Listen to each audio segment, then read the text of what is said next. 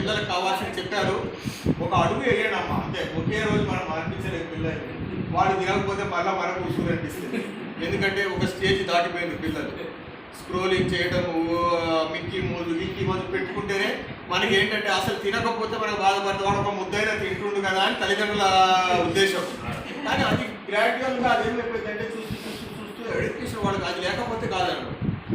ఈక్వల్గా మనము ఇంతకుముందంటే మనం చిన్నప్పుడు మీకన్నా మేము పెద్దవాళ్ళం కదండి.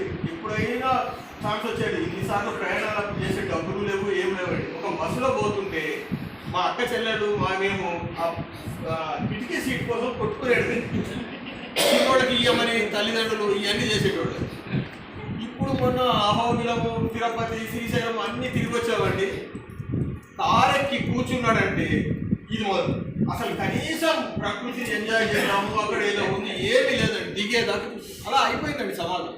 అది చెడే, డౌట్ చెడే. కానీ గ్రాడ్యువల్గా దాన్ని హెరాడించేదానికి గవర్నమెంట్ పూనుకుంది కాబట్టి ఈ నాయమణి మీరందరూ కూడా సహకరించి దాన్ని మెల్లగా ప్రారంభమయ్యారు. మెల్లిమెల్లిగా తీసా ఉంది.